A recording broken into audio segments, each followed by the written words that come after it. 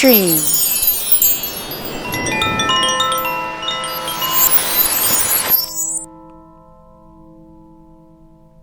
We are dreamed into existence.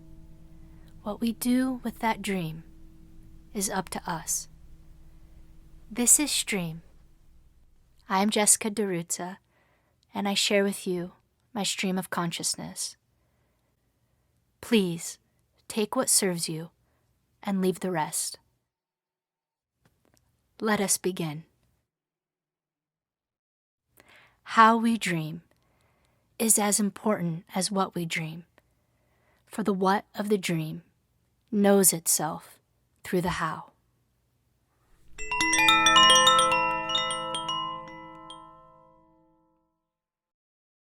One day you finally knew what you had to do and began. Though the voices around you kept shouting their bad advice, though the whole house began to tremble, and you felt the old tug at your ankles, "Mend my life," each voice cried. But you didn't stop. You knew what you had to do. Though the wind pried with its stiff fingers at the very foundations, though their melancholy was terrible, it was already late enough, and a wild night, and the road full of fallen branches and stones. But little by little, as you left their voices behind, the stars began to burn through the sheets of clouds, and there was a new voice which you slowly recognized as your own, that kept you company as you strode deeper and deeper into the world, determined to do the only thing you could do, determined to save the only life you could save. The Journey by Mary Oliver. Today I would like to welcome you inside of my archetypal process.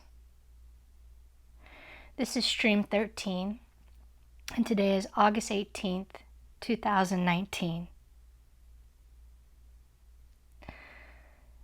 Archetypal process is a form of self-reflection, correlating life events with your birth chart and transits. I'm going to use the stream today to let you into my archetypal process and how for the past 12 years I've been using the tool of astrology, particularly looking at personal transits, to help guide my life, my decisions, and my understanding how I make meaning of what's happening in my life. I offer this archetypal process as a way for you to hopefully glean insight and be empowered or inspired to use this process for yourself. I'm sure many of you listening already do this, more or less, and I think it's rare to be able to hear an astrologer who uses this as a spiritual practice to describe to you how I interpret my own chart and transits, right? Oftentimes we're focusing on how we're doing that for other people or world events. But today I want to bring us back home to where this practice began for me and where it begins for most of us, which is with our own chart and the study of that and our own transits.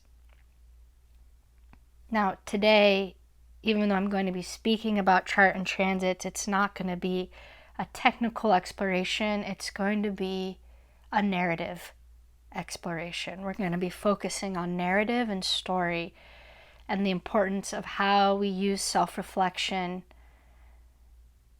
to receive loving messages of guidance, as Matthew Stelzner so beautifully puts it, from our higher selves through the pattern recognition of astrology.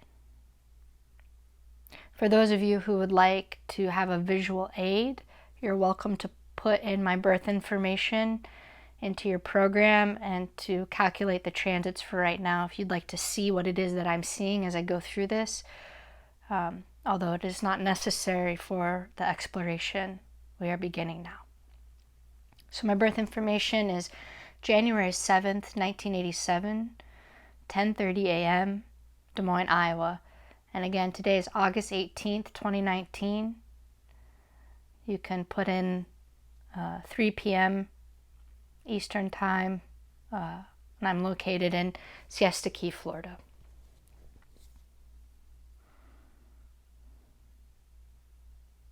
I've been journaling on my chart and transits for the past 12 years. I look at them on almost a daily basis.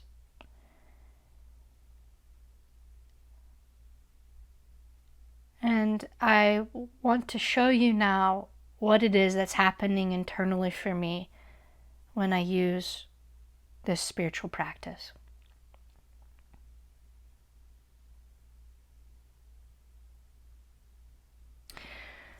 Right now, Saturn's at 14 degrees Capricorn, and that's within the 1 degree of my natal Mercury at 13 degrees Capricorn.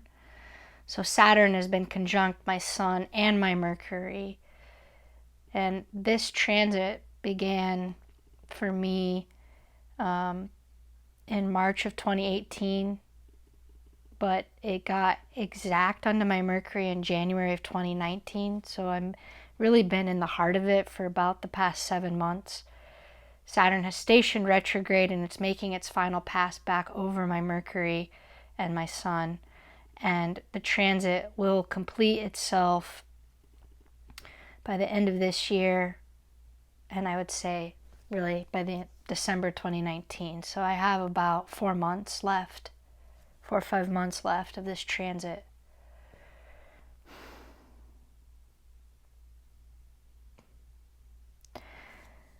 This is a big transit for me. But first of all, the conjunction is huge, right? It's a culmination point. I mean, the last time Saturn was conjunct my Sun and Mercury was 30 years ago. So, I was like 2 or 3 years old. And the conjunction being the most potent and powerful of all the aspects, it's also very significant because I'm a Capricorn. So Saturn rules my Sun and my Mercury and my Neptune. I'm born with that triple conjunction. It's a very prominent aspect in my chart. Naturally, I begin to start thinking about history when I think about Saturn being our historical past, and our karma and the consequences of past actions and decisions. And when Saturn's on our Mercury, our mind tends to be more oriented towards the past and thinking about it. As a matter of fact, I got my DNA tested a couple months ago because for the first time in my life, I was very curious about my genetic makeup. And when I got the results back a couple weeks ago, I was very surprised to see that essentially my DNA is split up into 3 main genetic components. 2 of those genetic components I was very surprised by. I think, at least for me, when a big part of my mythology has been my ancestors, where I come from.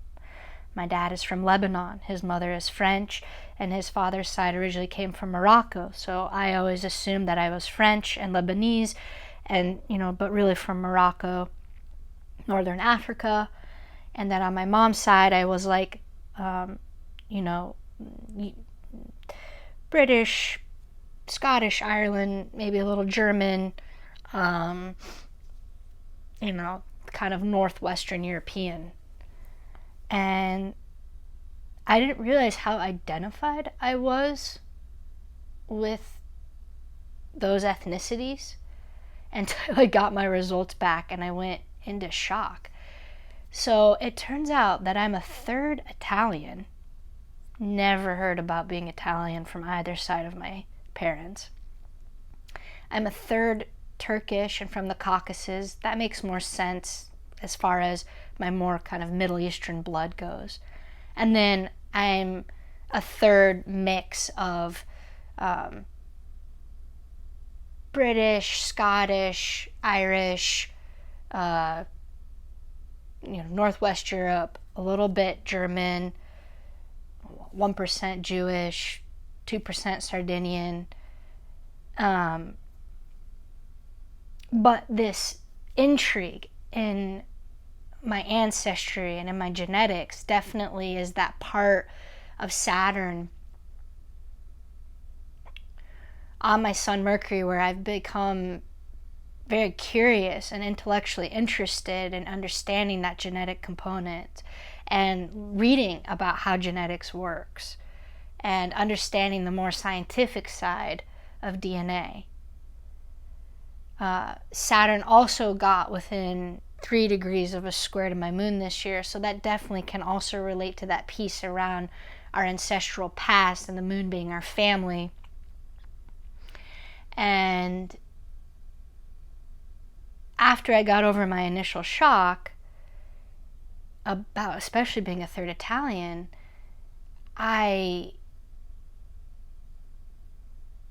it changed the relationship to my new last name. New as in, within the last 2 years of DiRuzza. DiRuzza is Italian, and Travis and I always say it means of roots. And it turns out that my new last name, of roots, of Italian roots, actually fits a part of my history that I didn't even know was there.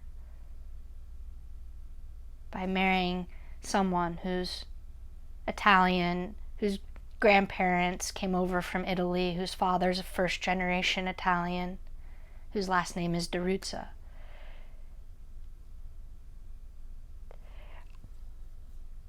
Pluto has also been conjunct my sun for the last 6 years. I'm coming to the final year of this transit. Thank you, Goddess. And, this is a once in many lifetimes transit. It's extremely rare. It's the most rare transit to have Pluto conjoining anything in your chart. And I have undergone a complete death and rebirth of my identity on every level of my being. When Pluto began to conjoin my sun Mercury, I started graduate school to become a psychotherapist, a depth psychotherapist. And I went to a school, Pacifica Graduate Institute, to study depth psychology. If there was anything that related to depth psychology, it's Pluto on your sun Mercury, right? Pluto on Mercury is specifically the psychological transformation that we go through. The death and destruction of our ideas, our thoughts, the ways we see ourselves and the way we see the world, and the regeneration and rebirth of our perceptions, our cognitive perceptions, the categorical concepts that we have in our mind that make up our understanding of reality through our pattern recognition and the way we deduce information and process it. It also very much correlates to the empowerment of voice, of speaking, of one's ideas, where the force of nature and the driving force of evolution courses through the 5th chakra out into the world through writing and speaking and teaching and sharing one's ideas, knowledge, and information. And I knew that I had to write my master's thesis on shame because I had so much shame around my voice and my ability to speak and share my ideas. And so I used that as a ritualistic vessel, temenos, to be able to transform my voice so that I could speak my mother tongue, so I could speak authentically from the depths of my being, of my truth. And Pluto on Mercury is that. It's a truth serum. It's honest and raw perceptions and words and speaking. And that time period really marked my descent into the Plutonic underworld, going into my shadow, my Plutonic shadow, and my shame and the repressed parts of my identity and my voice. And I, underwent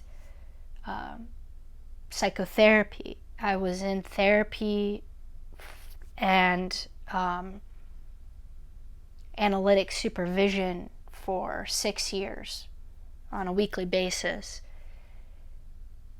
lying on the couch, going into my dreams, going into all these parts of myself that had been lost and forgotten.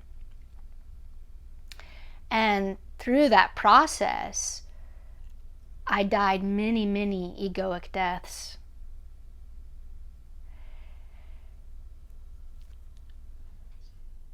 And through that process,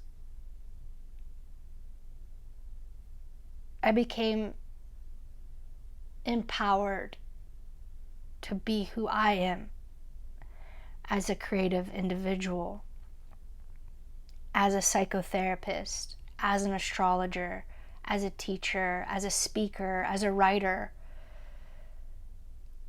All these things that I am so deeply passionate about and called to do, and sharing what I can around psychology and astrology and the transpersonal movement with the larger world as part of my vocational calling. And in order to do that as clearly as I possibly can, I went deep inside for many years, through many different ritualistic and spiritual practices, including therapy and astrology and ceremony work. And now Saturn is there at the end of Pluto on my sun, at the end of this once in many lifetimes transit. And this Saturn on my sun Mercury is the first significant Saturn transit that I've had since my Saturn return,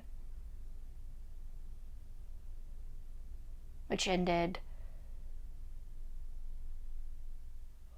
about a year ago. And so it's the consolidation of the self. It's the manifestation of the self and the ideas that I have, giving them form in concrete, tangible, practical ways. So what does that look like? I have a full-time psychotherapy practice now. I obtained licensure, and now I sit with people doing deep work every week. I love my job. I get to incorporate astrology into my psychotherapy practice. There is a deep and profound integration that has taken place from the part of me that identified with being an astrologer and the part of me that identified with being a counselor. The many deaths and rebirths that I've gone through around my identity and voice has consolidated into a thriving practice where I get to be myself and I get to be proud of who I am and the work that I do, and honored by the people that I get to work with. Saturn brings in a level of mastery. It's about authority and self-possession. Saturn on the sun is about the self-possession, the possession of the self, claiming my authority as a therapist, as an astrologer, as a teacher, these three very significant parts of my public identity.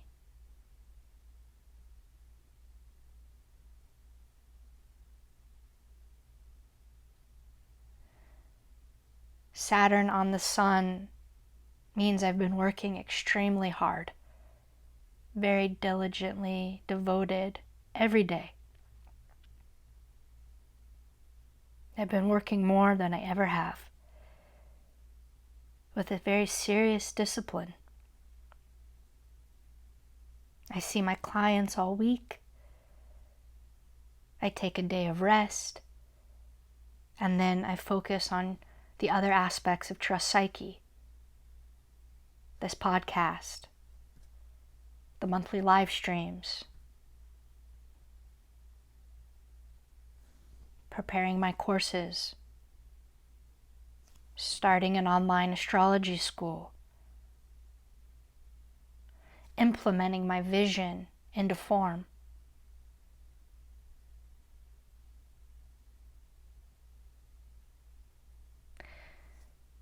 Giving shape in the physical material world.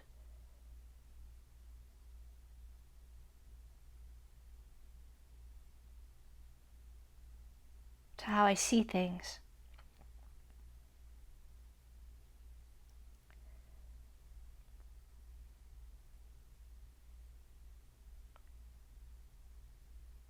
Saturn has a lot to do with facing our fears. Right? It's a time period where things can feel heavier with a weight of responsibility. I've used this time in many respects to be in solitude. Even though I'm out in the world more than ever, I spend the majority of my time in solitude and in silence. This forum of this podcast is one of the only places that I get to speak freely and openly about who I am and what I see. I spend most of my time listening, whether that's listening to my clients or listening in meditation and reflection.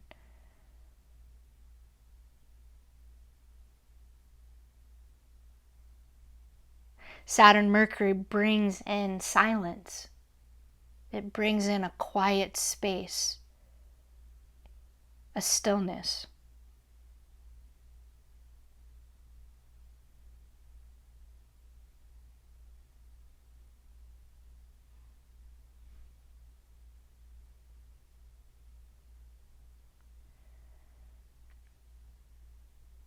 I don't have that usual impulse to call my friends and talk to people on the phone. I'm more drawn towards being in spaces of silence.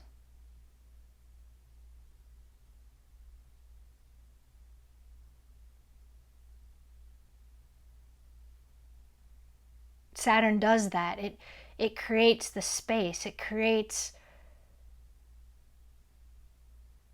the quietness for us to be with our past, for us to be with our goals, for us to be with our fears and our loneliness.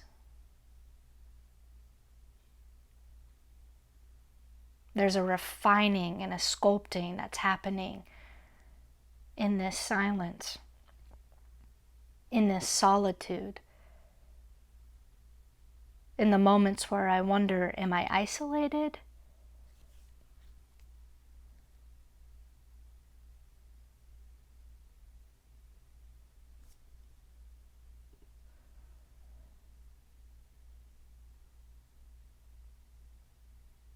And my mind is changing. The way I think is changing. Saturn brings a maturation of thought. I've actually, for the first time in my life, been curious about etymology. It's a very Saturn-Mercury thing to want to understand the root of a word, to understand the history of a word. My mind has also become much more rational and logical in its thinking process. Even though my Mercury is in Capricorn, I am a Mercury-Neptune person. So I have a photographic memory. I think symbolically, archetypally, metaphorically. But with Saturn on my Mercury, I've been much more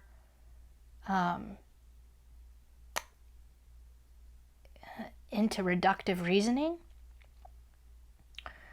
For example, I play trivia every night. I answer one question of trivia per night. It's just a fun thing I like to do.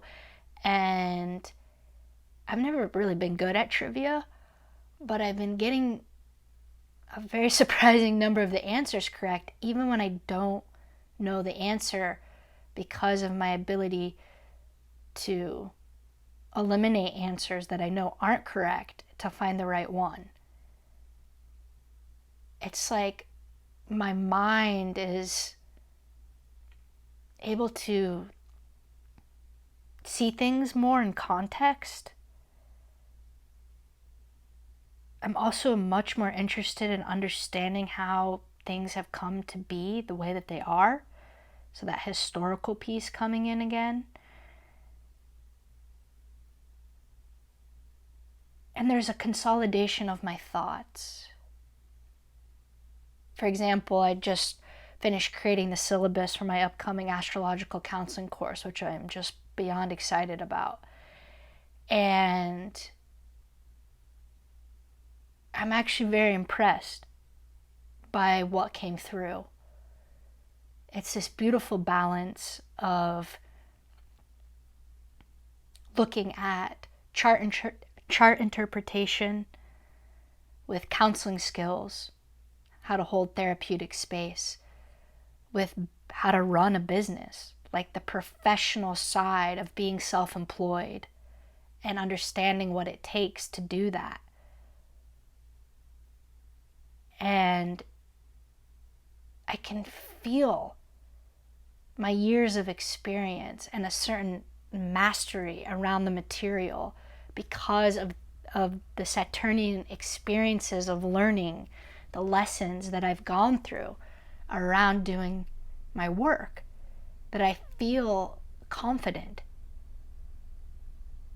self-possessed in sharing the knowledge and wisdom that I've gained from doing counseling work and running a successful practice, and feeling the dharmic calling to sharing that with as many people who feel called to want to learn what I've learned, to benefit them in their practice as a psychotherapist or a life coach or an astrological counselor.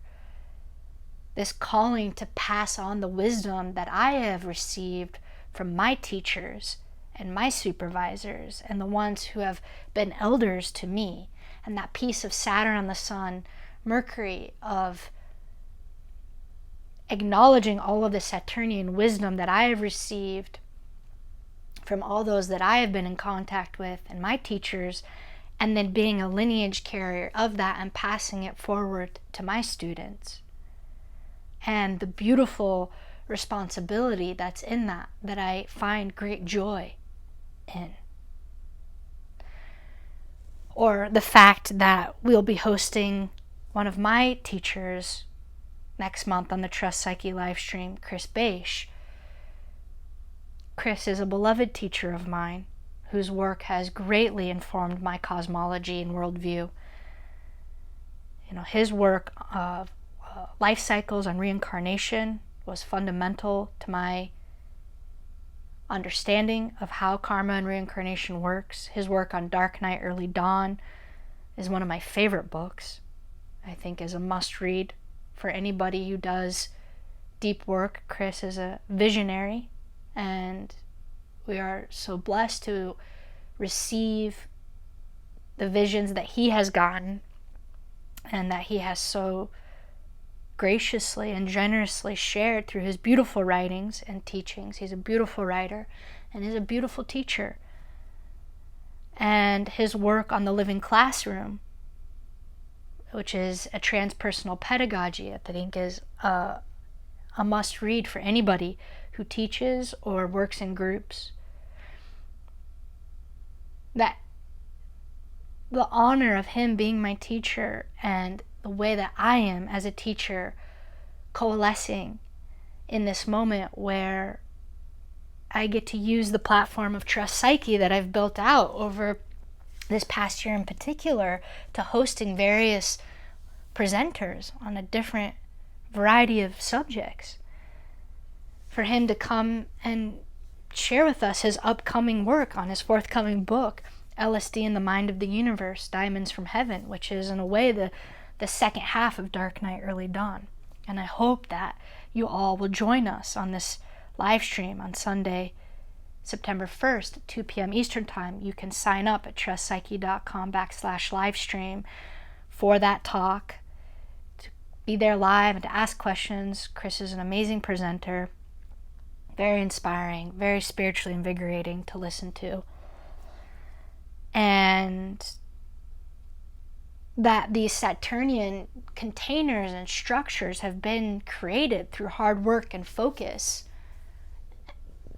by a team of us through Trust Psyche to have this platform where people get to come in and share their knowledge and wisdom about the things that I love the most: astrology, psychology, cosmology, philosophy, spirituality. To see the manifestation of the building blocks that have been put in place, and the reward, the coming to fruition of that hard work, is one of the most gratifying things. And when I think about the last time that Saturn was in aspect to my sun Mercury 7 years ago in this waning square, that was the time that I first began to teach and tried to collaborate with a group of people to start the Institute of Archetypal Cosmology, which only ran for 1 semester.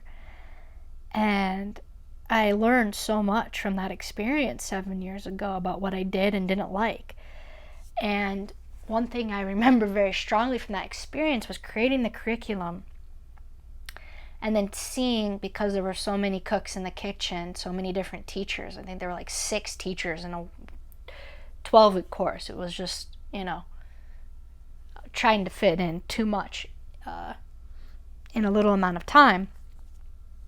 But creating that curriculum and then seeing the parts where the curriculum was used and the parts where the curriculum wasn't used, and seeing what worked and what didn't work as far as people learning astrology for their own personal and professional practices. And I remember at the time being so invigorated to be able to teach, especially at such a young age, but then also so frustrated, by the ways that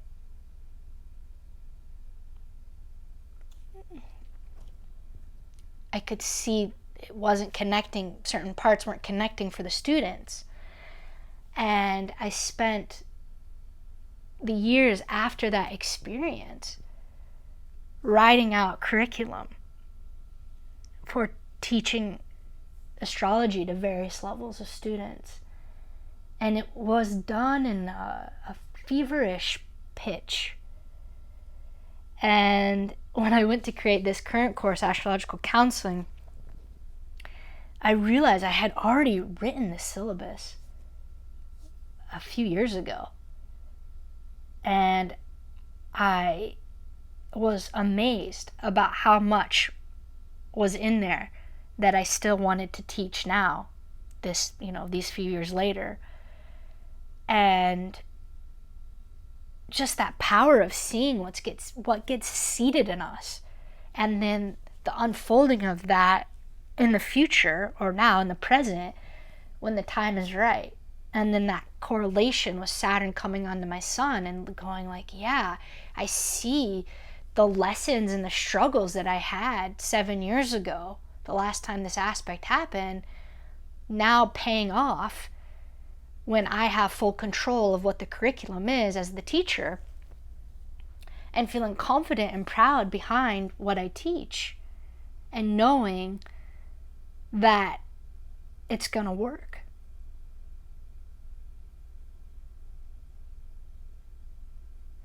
And so that piece of Saturn, that's the integration of my ideas and of myself,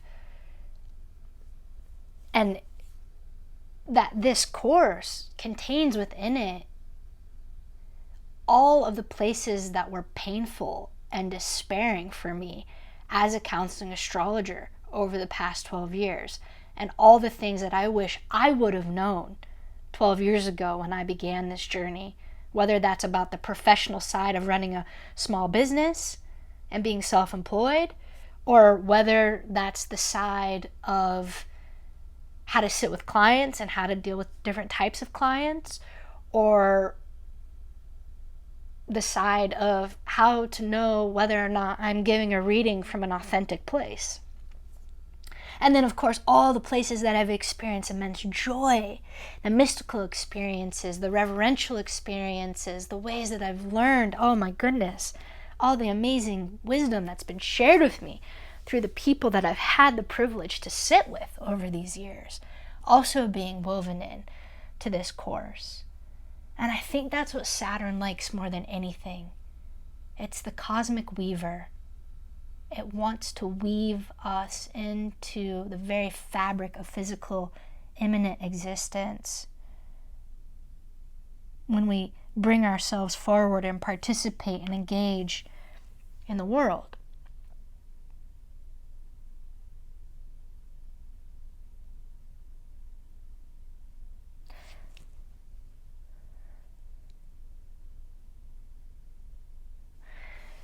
And it's been nice to have Jupiter conjunct my Saturn at the same time, because Saturn on the sun is definitely a heavy transit.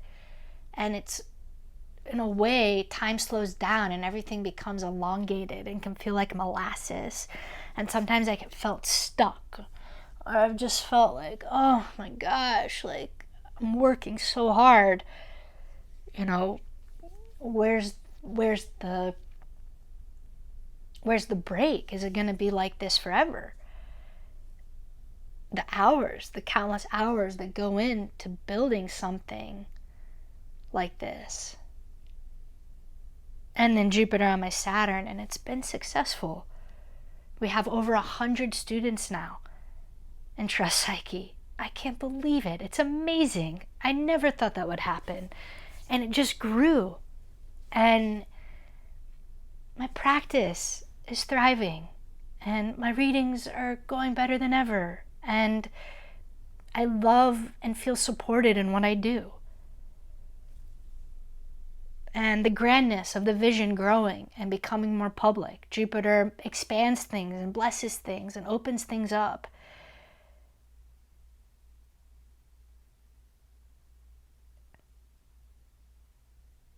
And it's interesting because Jupiter is also opposite my Chiron. And one of the main ways people find me is through my Chiron YouTube video, which is pretty interesting because that's the only time that I have taught on Chiron was in that video. And somehow it became popular. And that's how a lot of people find me in my work. And I mean, the majority of the people in my practice find me through watching that video.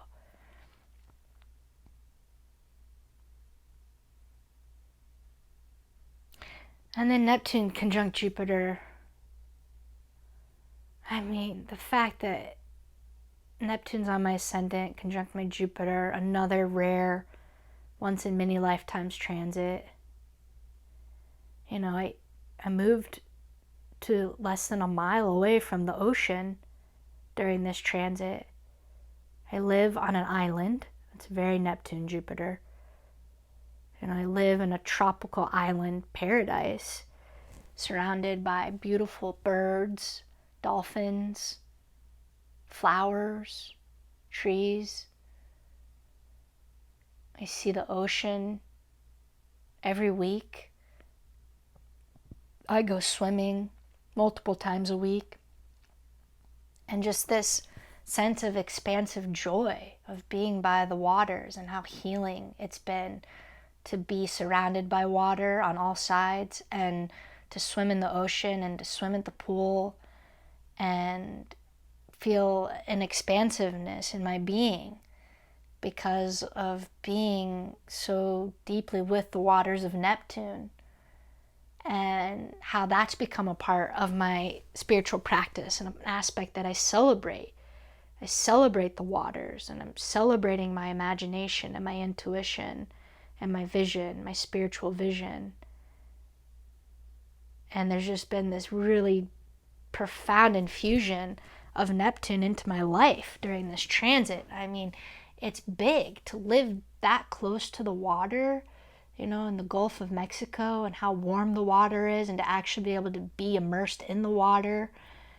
I mean, the element of water has become the biggest element in my life living here. And then Neptune, Jupiter does that. I mean, Jupiter makes things big.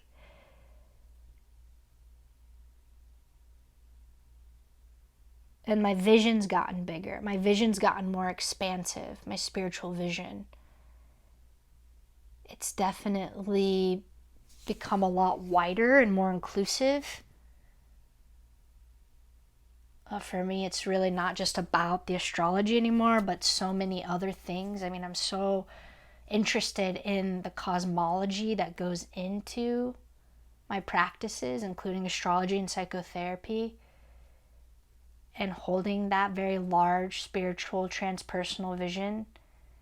Yet Neptune's also been squaring my Saturn for a long time, and so there's been a lot of seeing through.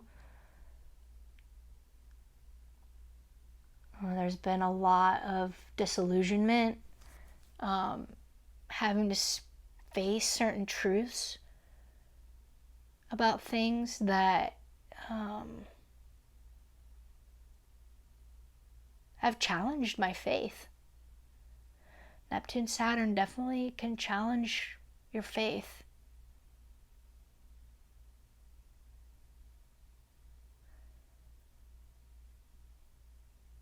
It's hard to hold both.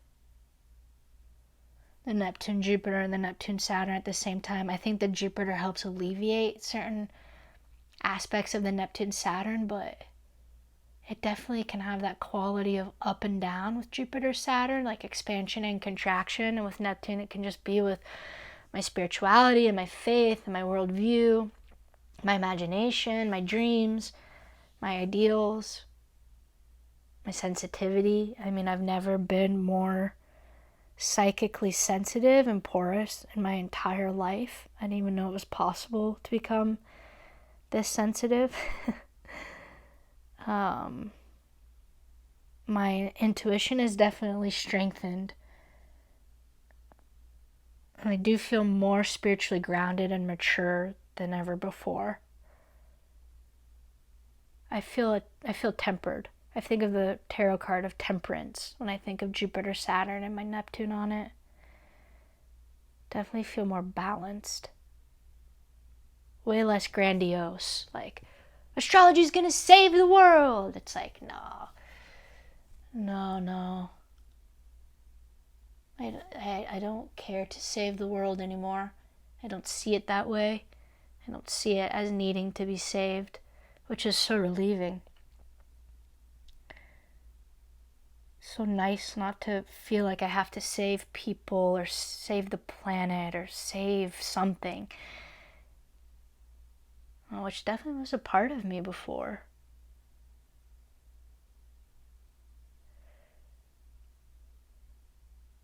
And then Uranus opposite my Pluto. I mean, definitely going through a sexual awakening.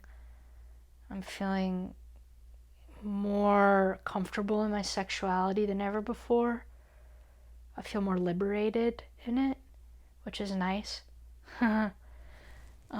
Definitely been working through a lot of shame around my sexuality and just feeling more free and comfortable overall. I also feel exhilarated. I think Uranus and its electricity can definitely bring like a sense of exhilaration. My instincts, my plutonic instincts and sexuality definitely feel heightened. I definitely feel more in touch with my instincts than ever before. And Uranus is trining my Neptune, which is nice. It's kind of got that like flowing energy of the awakening of my imagination and my spirituality. So it's starting to help bring in some support around this much longer Neptune-Saturn transit, which has been, there can be an overall sense with that transit of some spiritual fatigue, some apathy or lethargy. It definitely can wear you out. Like, definitely my energy has been lower in ways, but with Uranus now opposing my Pluto and trining my Neptune, I'm starting to feel more energized. And again, that sense of exhilaration, which is very much welcomed at this point.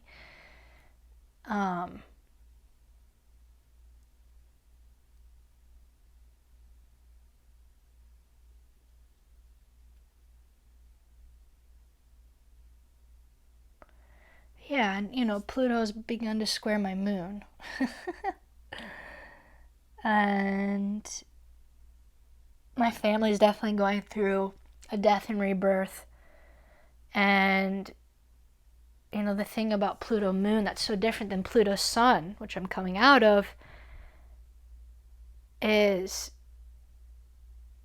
in a way I feel less in control, because the deaths and rebirths that are happening are happening more to the people in my life, the other people in my life who are close to me. That aspect of the moon of family and kinship and community. And so it's like the ones closest to me are now going through their shamanic descent into the underworld, and I'm watching it. And of course it's affecting me, because we're interconnected, and what happens to them affects me. And my emotional life is definitely deepening, without a doubt. And I'm kind of stepping back more and watching the rumblings. And I think the aspect of Saturn being there as well is like the maturity around the boundaries, and not wanting or being willing to take on emotional processing for other people like I used to unconsciously do. So like, for example, if someone else would be having an intense life event that was happening to them, and they'd be having, obviously like really big feelings about it, like if a crisis was happening in their life, I used to feel all the feelings that they would be feeling around it. The pain, the despair, the confusion, the anger, like it was my own. Like it was happening to me. And because of the growth that I've done and the boundary work that I've done, which definitely therapy has helped me greatly with, I am aware of that tendency in me, and have consciously chosen not to do that to as much as I can. And it has created so much space and freedom in my life, I could just cry.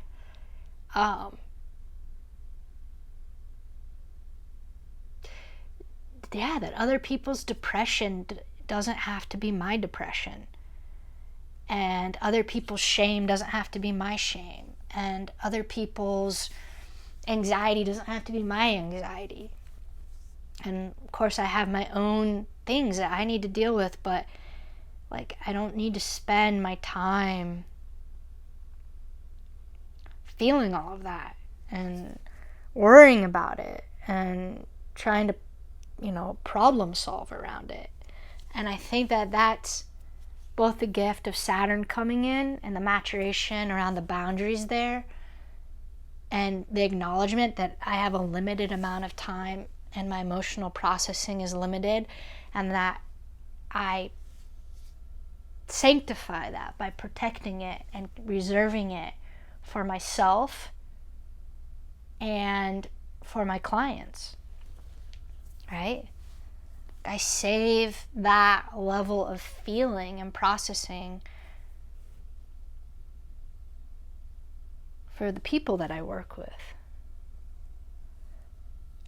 And it allows me to show up more clearly, more centered in my work. And it's been a painful and confusing journey of how to do that over the years. But I'm starting to see the reward and the benefits and the preciousness of that work, and how I'll never go back to the other way, because in many respects I've been given my life back by protecting my emotional and psychic life, not just giving it away. And I think that has confused certain people in my life. They don't understand. They see that I've changed, that something's different. And I get that. And I'm the most free I've ever been in my life. And I continue to plan to have greater and greater freedom. And I think also Jupiter on my natal Saturn Uranus has helped me with that, because, boundaries and freedom go together with Saturn Uranus. And Jupiter's been there blessing and supporting that. Insight and wisdom.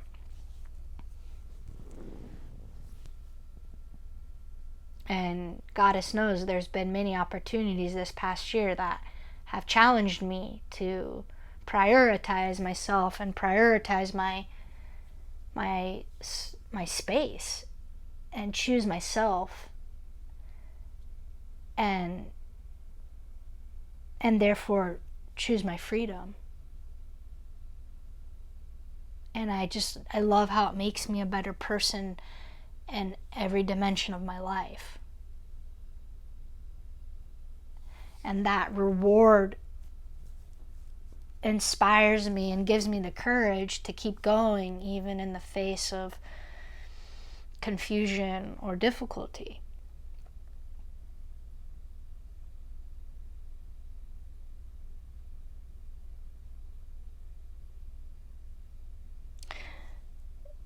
The Neptune Jupiter, I want to be able to celebrate my spirituality. And I think I'm noticing now that with Neptune Saturn, it's definitely about embracing, owning my spirituality and my spiritual practices as my own.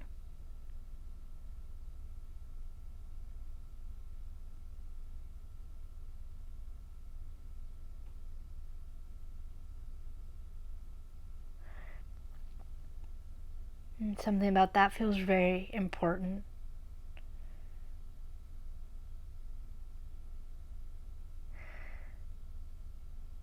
Yeah, and I see that Mercury square my Pluto today, so there's been this kind of deeper exploration of me sharing my voice around archetypal process.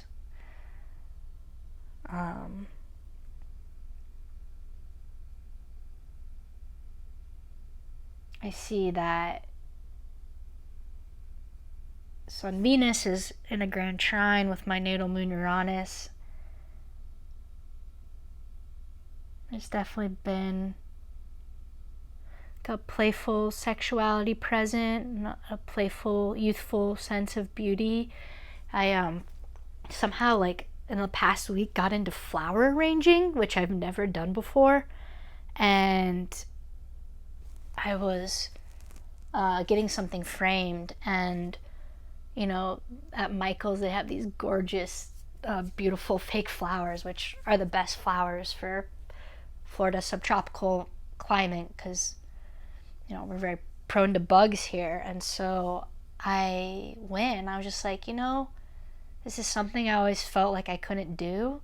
And I just went and I just picked out all my favorite flowers, and then I went to Home Goods and picked out beautiful vases, glassware, and I arranged these flower pieces. I've done 3 now.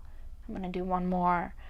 And just like the surprise of beautifying the space, like Uranus is the surprise, the moon is the home, Sun Venus is like the beauty of me using my creative energy to create something beautiful. And I'm looking at 2 of the pieces right now, and they just add this amazing color to our home, and I'm very pleased by this creation and how surprised I am by it.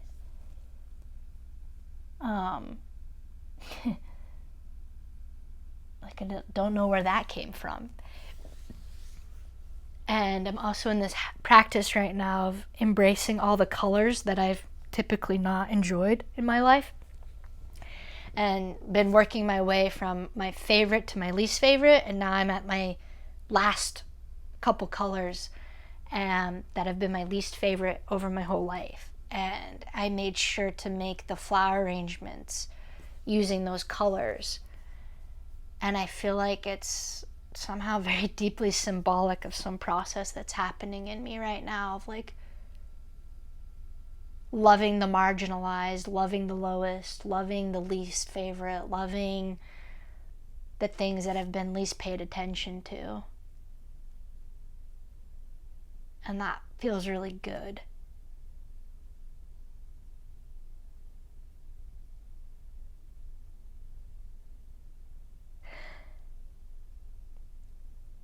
Well, thank you for going on this archetypal process with me.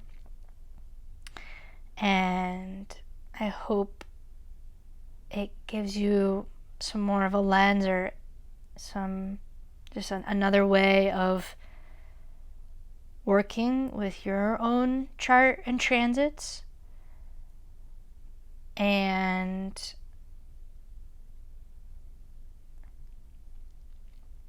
I hope that all of you join us for the upcoming live stream where Chris Beisch is going to be talking. You can go to trustpsyche.com/live stream to sign up.